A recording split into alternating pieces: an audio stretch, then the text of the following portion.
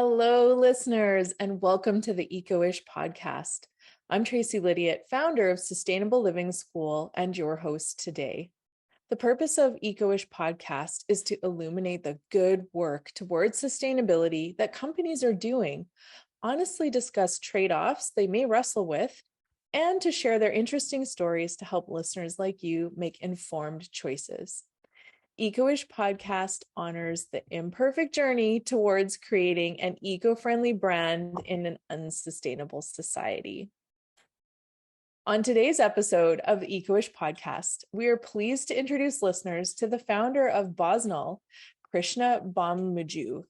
Krishna is an environmentalist with a strong desire to reform various forms of waste that are being thrown into the environment, especially the oceans. To address this waste, Krishna came up with a beautiful concept of using palm leaf dinnerware. To accomplish his ideas, he became an eco-entrepreneur and established a palm leaf dinnerware company and named it Bosnal. Within a short span of 2 years, this eco-friendly company has been able to reduce ocean waste by 1.2 to 1.5 million tons every 3 months. And they do this by helping reduce plastic waste that is being discharged into the ocean. Bosnal creates fully biodegradable and compostable plates and bowls, which are made in India from fallen palm leaves. The dinnerware made of palm leaf also creates nutrition after decomposing, and as a result, this decomposed waste can be used for plantation purposes, and it enhances the growth of plants. The bamboo look is stylish, but it's also sturdy and supportive for all foods and easy to clean up. And it's a great alternative to disposable plates made out of paper or plastic. And it's something that you can buy with confidence, knowing that you're choosing eco-friendly, sustainable products that are good for you and the planet too. Hi, Krishna. It's so great to have you here with us today. I'm really excited to learn about Bosnal and what you're up to, and I would love to ask you where you're calling in from today. Thanks for inviting me to this podcast. I'm calling in from Atlanta, Georgia, USA. Wonderful. And I detect an accent. Would you be willing to share where you're from originally, if it's not Georgia?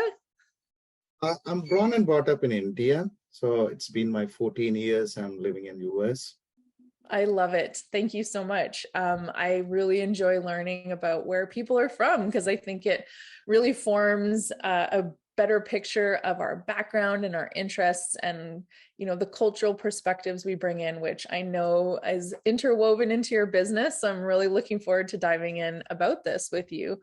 So what I always like to start off with our podcast is asking our guests if you can tell us in your own words, what does your company Bosnal do? Bosnal is a eco-friendly product company. So we usually try to promote eco-friendly products to our consumers and throughout the world. So right now, Bosnal is based on producing fallen palm leaf plates and bowls, and also wooden cutlery, which are good for environment and which are 100% compostable, which doesn't leave any traces of pollution or any damages to the planet. Oh, wonderful. I am so excited to dive in further. I just love this concept, and palm leaf plates have been something that I saw on the market a while ago, and I've actually am like really interested to nerd out with you a little bit about how they're made. And but before we dive in there, I also really like to start out asking the question, what was the driving factor, or is there a particular inspiration or spark that ignited you to start your business? Yes, the main driving factor or the change of our lifestyle is because of my older son, who was like 7-year-old that time, asked me a question like when we were cleaning up. He was helping me to clean up a after party, like in our house, like a gathering. So he asked me like an innocent question, like what this trash going to end up? I said it's going to go into the landfill. And he asked me like, can you do something like it's going to pollute the environment, damages to the earth, and the soil going to be spoiled and everything like that. So that's sparked an idea into us, and we started doing some kind of research, talking to people in our back home country, where like from my older generation, my mom, dad, and something like that, and from the age group. And then the evolution of Bosnal come into picture. Wow. That's a beautiful story. Thank you so much for sharing that. And I love young minds for that. They don't really have those filters, do they? It could have been a confrontational question, and I really applaud you for listening to him. He's my proofreader, and he helps me a lot in the routine day life of how the business going. Oh, does he? So he's a Yes. little, a burgeoning eco entrepreneur. How old is your son now? He's 11 now. Okay, and what sort of things does he help you with that he enjoys? Uh, when we set up an event at the shows, like vendor events, he takes care of all the talking. I have to be just monitor him doing the talking, and I just need to come in the end of the conversation. You have if they have the customer have any more questions, so I can able to answer them. So most of the talking part, he will do it. So he knows, to be very honest, he knows a little bit more than me, I guess, because he reads a lot of books and other stuff. I love him already, and I haven't even met him. How fantastic. Obviously, he's really passionate about it and is helping connect customers with alternatives. I'd like to talk a little bit about how you feel your company is helping customers make those eco-friendly choices. And when we first connected, I thought about how many backyard barbecues or events or birthday parties, like all kinds of different events where we gather a lot of people. And if you're hosting, I know when I'm hosting, like one of the things that I really am not excited to do is dishes. And that I think that's why the culture of disposable plates and cutlery came in, because it's just really fast and easy cleanup. And your son is so right about landfills, because when we bury these things, they don't ever really go away. And so I'd love to just hear more about your ethos and leading into the palm leaf production. So physically, what happens when you use a plastic or else the paper plates, it has to end up in a landfill, and it's end up like a ton of wastage, and it's will be staying there for a couple of years or more than 100 years. So plastic gonna stay 100 of years. So if you look at the worldwide statistics, there were like 2.12 billion tons of trash ends in only in the landfill. We're not talking about the ocean and other places. It's only an average idea. And when you're talking about US itself, it itself contributes 139.6 million tons a year. Wow. If you fill them all in a truck, the whole US will be filled. If you fill Oh, them in a truck and stand them on a road, the whole US will be covered. it's So it's enormous, isn't it? Like it's yes. actually mind-boggling.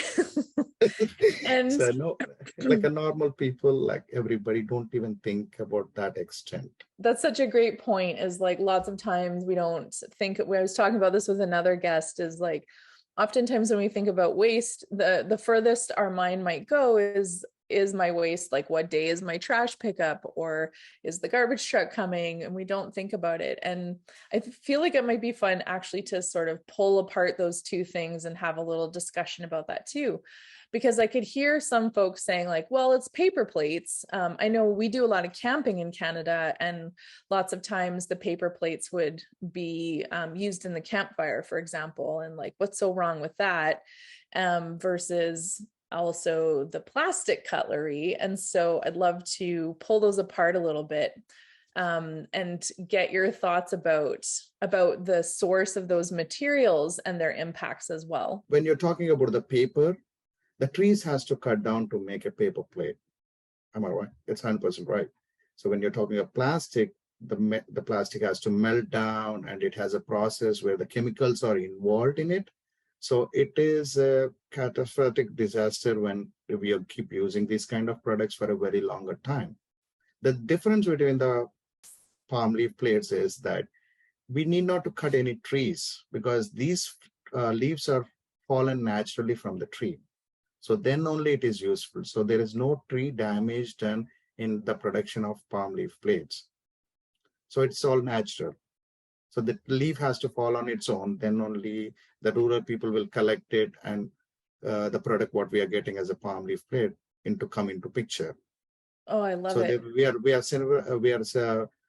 are achieving a point there where we are not cutting down the trees, and also we are not spoiling the environment after the uses of this product. Yeah, that's a wonderful point. Thank you for sharing that. And for listeners, from a sustainability perspective, when we talk about where we're sourcing materials, I just wanted to share that I'd like to point out what you're sharing with us is that you are sourcing your materials not from a raw process, which is I'm cutting down a growing tree. You're actually sourcing your materials from what would be considered a waste product.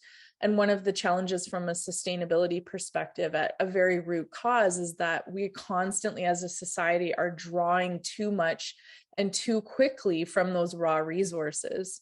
So using one of your plates actually shifts the pressure off of taking those resources from a raw state and using waste instead, which kudos and bravo to you. It's a wonderful way of substituting where those raw materials come from. And I only bring this up because I feel like some people would have the thought in their mind like, well, it's no big deal. It's, a tree, it'll grow back. So we do need to think about how fast that takes, how long it takes, and how much we're doing it. And I love the plastic point as well, because I've seen a lot of folks in camping situations where they'll just throw everything in the fire and they don't think about the fact that there's chemicals in those plastics. And when they're burnt, for example, they go back up into the atmosphere where they actually really shouldn't be. And this, I think, also applies to developing nations that might not have the same waste collection systems that more developed countries would and would typically burn their garbage. So yeah, That's what we are doing right now, everybody. Yeah, big issues. So can you tell me about how you actually make those plates? I've been so curious about how the production happens. Basically, the process starts when a palm leaf shred a couple of leaves every year, and those were almost fallen on the ground. So instead of burying them in the ground or going for waste, the rural people in India or in other countries, they collect those leaves, and we have a small process to make it. We don't have any chemicals, glues used in the process. What they do is they pressure wash with the fresh water. Okay. And they do have a heating machine, like a heat press, just like your iron press, which is have a form of a mold where it is called as shape of a plate, bowl, or something like that. And they usually press that under that small handheld machine. It's not like an electricity consuming machine. So later on, the edges has taken care by trimming the edges to make it like the edges sharp, smoother. And they process that in the form, they keep that plates, the finished plates, in for a couple of seconds to 1 or 30 seconds in a microwave where there is any leftover bacteria or anything will die over there. And then it will come to a shrink wrap packing. A lot of people just might think like why they use shrink wrap packing, because this is a naturally formed leaf and we are not using any chemicals or like a glues to make it more attractive or keep it tight, right? So we use a shrink wrap to intact the plates in one place. Like if you're packing like 25 plates, we just use that shrink wrap to pack it properly, and then it goes to a box, and then it comes to the customer. So the entire process, there would be less electricity or else less manpower used, and which also generates livelihood for the rural people. Okay. Wow. Thank you for sharing. I've been so curious and you've satisfied a lot of my questions, because one of the things I was wondering about is how do the palm leaves actually stick together? So what I'm hearing you say is there's no chemicals and that it's purely because you're heating up the fibers with a press and that they just decide to stick together. Is that correct? Yes, pretty much. If you look at this box, this is our eco-friendly box. Just I'm trying to explain you here. Yeah. So I demonstrated a small plate for you. Sure. Yeah. A few plates here. So this is one of the plate. So what we do is once we have a flat leaf, and once you have a flat leaf, we have a small machine that I was talking about. We Mhm. press that in that, and that we follow the same procedure what I had discussed before, and just make it into a plate. And once these come together, we stack all of them in one place Yep. and just make a tight shrink wrap to it to keep the more anything going inside after packing. Yep. You know, it's interesting. I wonder, a lot of folks, I have two questions. The first one is, have you considered using not a plastic wrap around the We're plates? still working on that. We never quit on finding an alternative, but that's the only part we use a wrap to make it more secure for the people. And that too, we use very less density of the plastic where it can be recycled easily.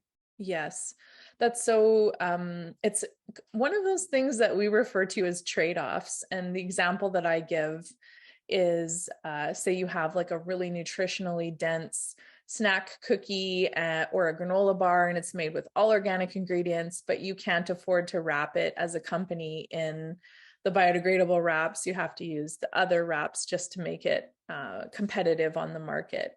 And so what I'm hearing you say is that's a growth area for your company, that you're looking at alternatives, and this is a trade-off that you're wrestling with right now. And we are still trying to find alternatives and more eco-friendly shrink wraps we can get our hands on so that we can replace it very quickly.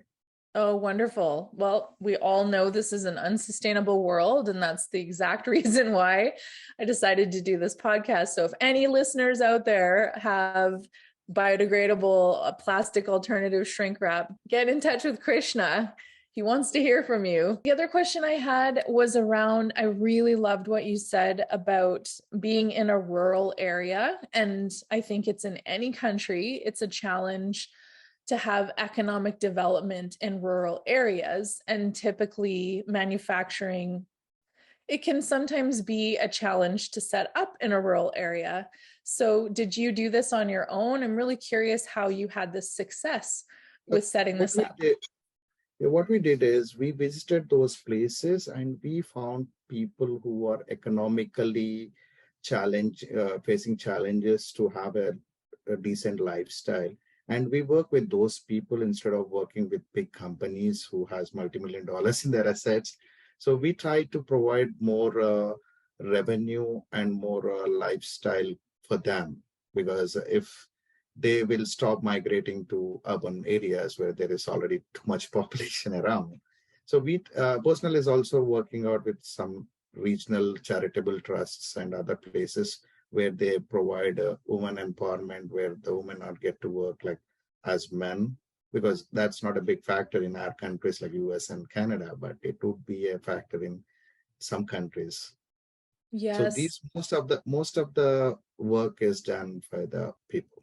Like, I love that so much. It just makes my heart sing. Thank you for sharing that. I think it's a really, really important aspect of sustainability, which is the social side of sustainability. And one of the things that we reference all the time is that the social sustainability is like a gas pedal. So, for example, if you can't feed yourself or keep your family safe or have a safe place to live and make a decent income, you really don't have the capacity to think about anything else. And when I'm hearing you say that you work with in a rural area, you work with charities that are helping get equitable work for women, all the hair on my body just stands up straight. I'm so excited to hear that. And from a listener's perspective, I feel like that would be so comforting and exciting for them to know that they're supporting that work in the production of your product when they choose to use that instead of a paper plate. yeah, that's the good thing about by using this product, you're not only protecting the environment for your future generation and by yourself, and also you are giving independent, like economical freedom for the women who are in this uh, work style, like who are making their livelihood with this work. It's wonderful. Congratulations on building that layer into your work. It's so important. I'm curious, could we talk also a little bit about the consumer side? So, for example, I have a big party. I'm celebrating my birthday. I buy your product. what is your recommendation for getting that product into its biodegradable environment? What do you suggest customers do? So everybody in US and Canada and other countries mostly have a backyard and where they have an access to the trees. So once you're done using that, just take off the food, even though if it is food on the plates. What you can do is the good advantage of these plates is you don't need a commercial compost bin. Okay. So you can just compost in your backyard. If you have a flower garden or a vegetable garden, you can just compost these plates in your backyard, which is 100% safe and which will degrade in the soil in 45 to 60 days based on the weather condition of that location. Okay. That's And wonderful. also it gives nutrition to the soil because Yeah. it's a leaf and it gives nutrition to the soil. So true. And this is something, a hot buzzword right now in sustainability world is circularity. And I believe that your product demonstrates that so clearly because you're taking a waste product from a tree.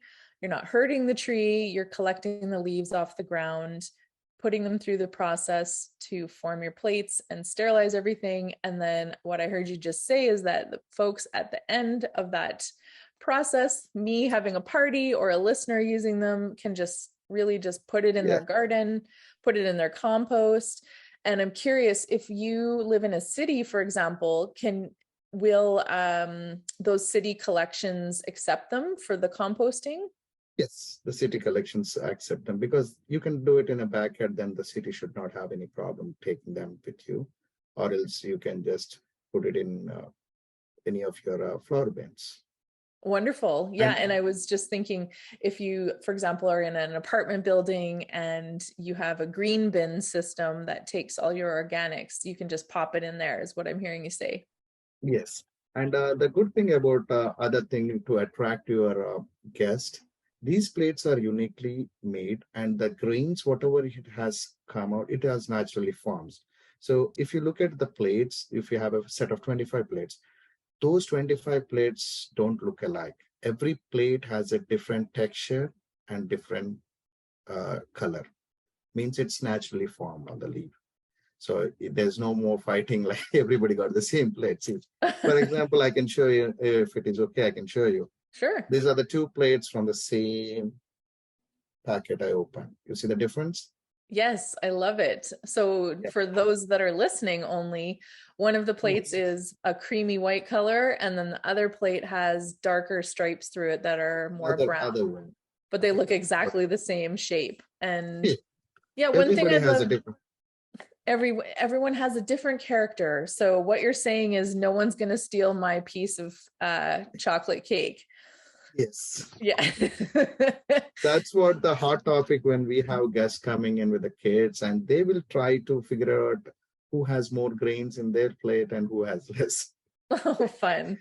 That's a great differentiator. I know folks do that with Yes. wine glasses. They put little tags on them. So, Especially with the birthday parties, when the kids are around, I have to just make sure that they each get a different one so that they can compare after the party. They can discuss how many grains they have, how much wooden texture they have. That's a topic in my house all the time. oh, no way. That's a great idea. So you try and weave in the educational component of talking about that as well. Go to some local schools and try to educate the younger generation about not only palm leaves or other products which are economically and eco-friendly so that they can start using on a daily basis. Oh, that's so wonderful. I think education is so important, especially for the young minds. And so it sounds like maybe your son even has the opportunity to Yeah, engage. that's how he gets the leads from the school. So he talks to his friends, and that's how the teachers invite us to talk on this topic. So we often go to the schools.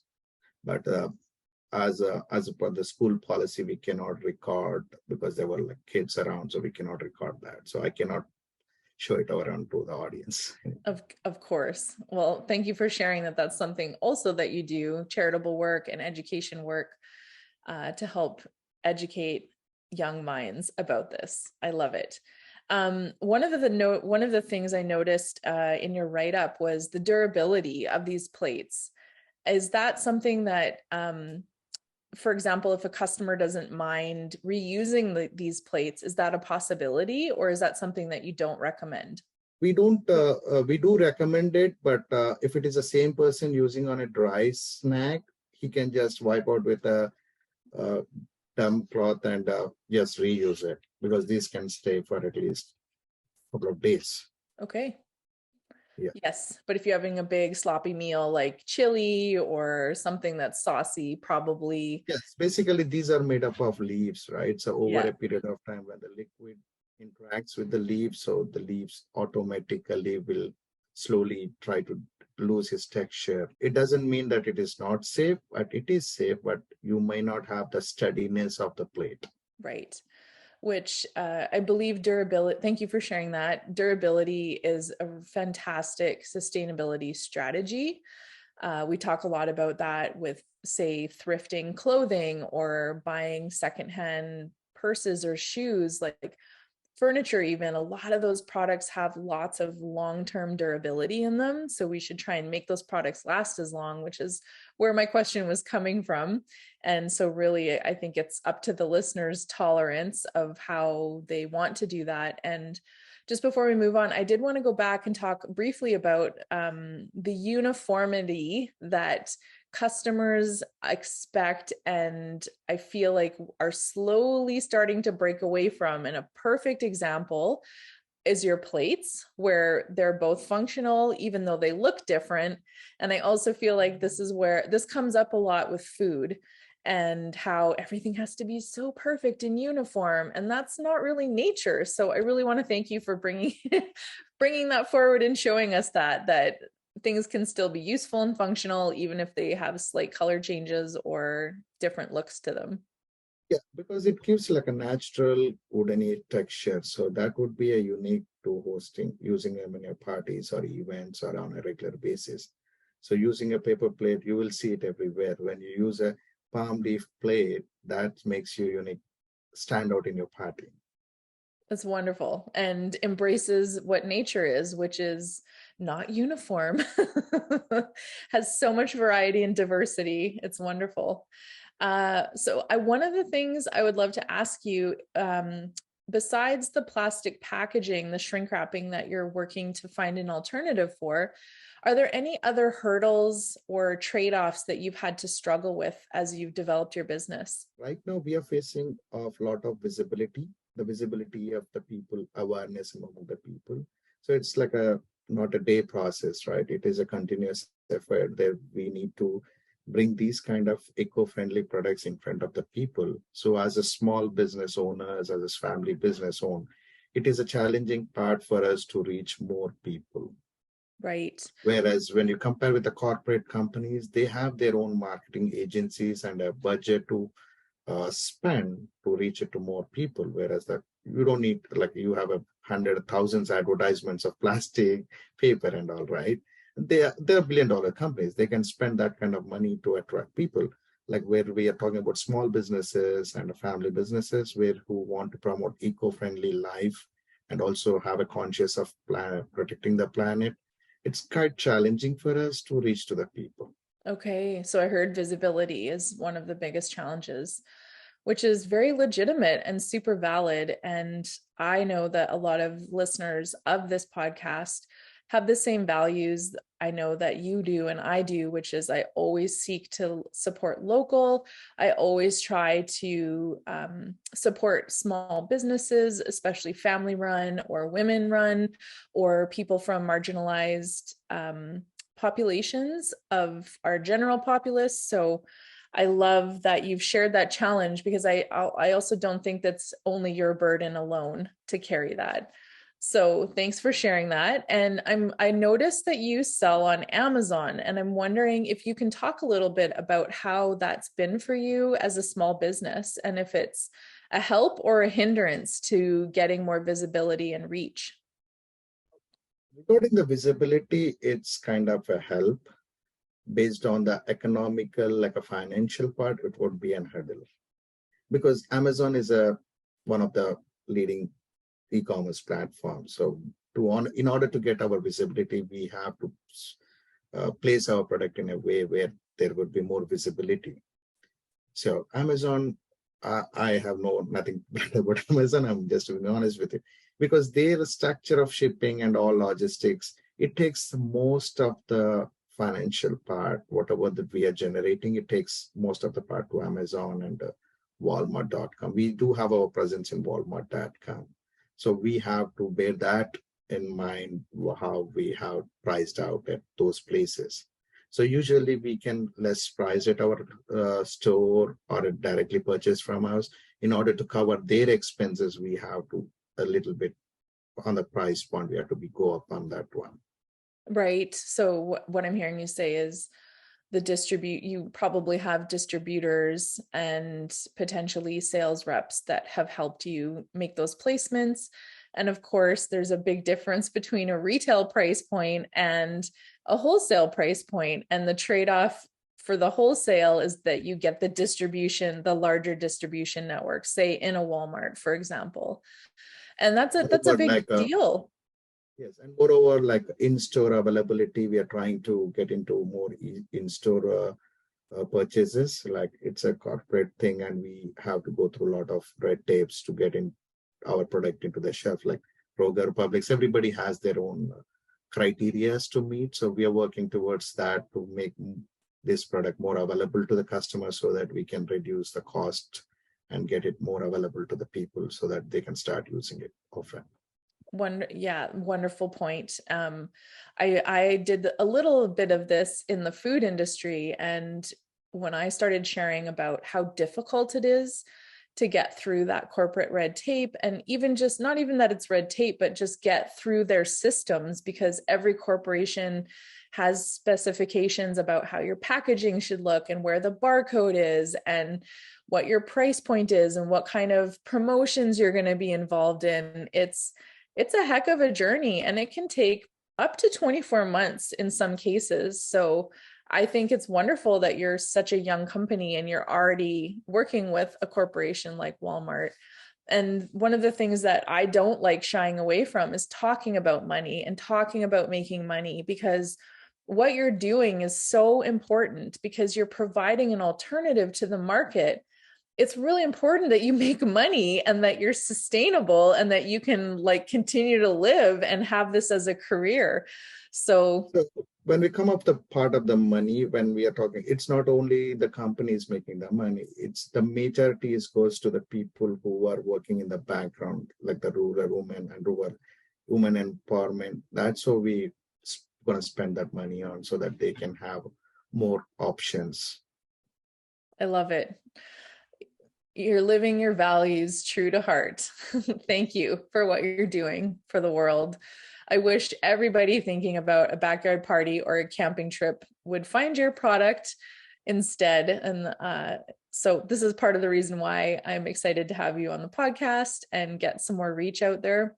So we talked a little bit about challenges, and I'd like to flip the switch and talk about something positive. And what are some wins or things that you're excited about? The first thing I'd like to mention is just congratulations for the amount of waste offset that I shared in your introduction.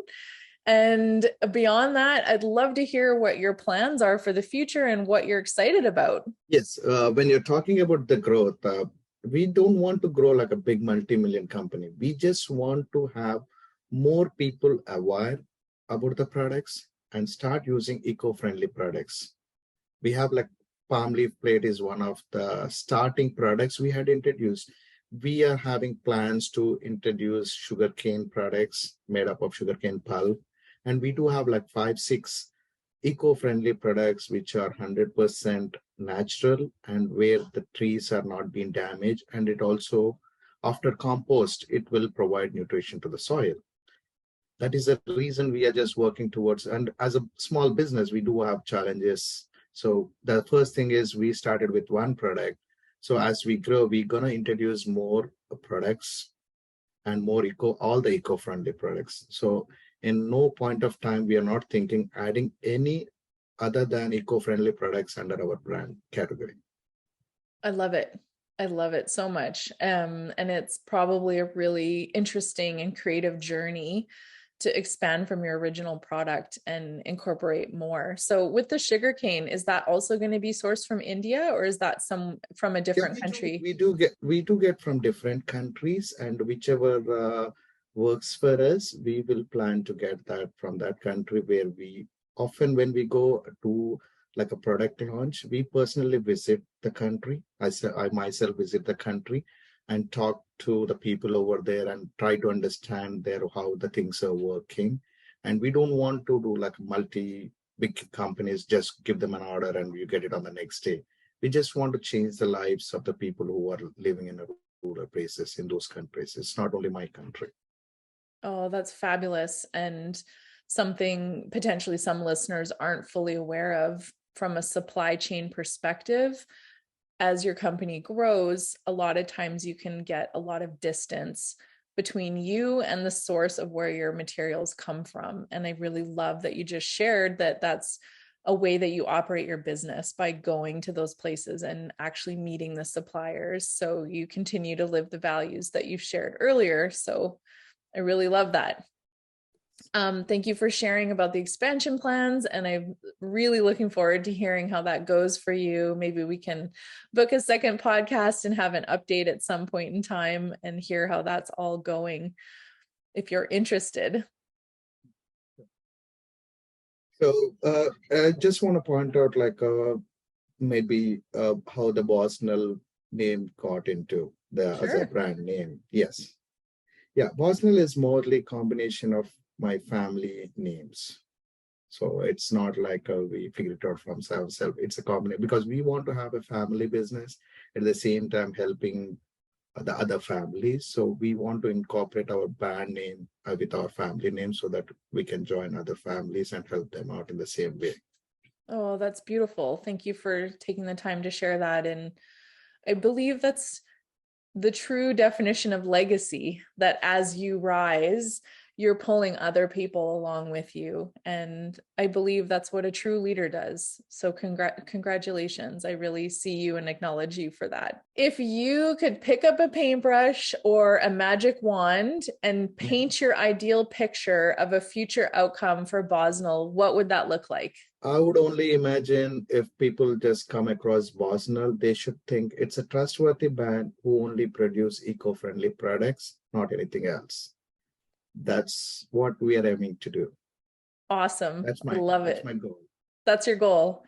Trustworthy and eco-friendly, family-oriented, and values-centered. Yeah, that's what I'm hoping to. So, as we wrap up the podcast, I wanted to invite you to share how listeners can connect with you if they're interested in purchasing your product or finding out more information. The listeners or whoever come across this podcast, they can always check our website. It's on www.bosnal.com. And we do have a Facebook, Instagram, and all other social medias. It's as Bosnal USA. So those are our social media pages.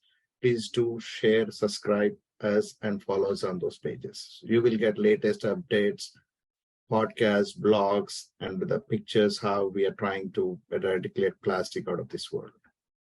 Wonderful. Thank you for that. And for listeners, I will also put all of that information in the show notes so you can have easy access to it. Thank you again so much, Krishna. It's been a deep pleasure talking to you. Inviting us and giving us an opportunity to talk about the stories and often a small business owner who is trying to accomplish something by going into an eco-friendly lifestyle. Hey, listener, thank you so much for tuning in to this latest episode of Eco-ish Podcast. We're very excited to bring you new content every other Wednesday throughout the year. You can follow along at Instagram at eco.ish.podcast. If you'd like to find out more about the Sustainable Living School, which produces this podcast, you can look at the website sustainableliving.school. You'll find information about courses and a free guide that you can download to learn more about sustainable living and how to get started. The Sustainable Living School is also partnered with Your Healthiest Self on a 5-day free Sustainable Living Made Easy challenge. You can register at any time by going to the website sustainablelivingmadeeasychallenge.com.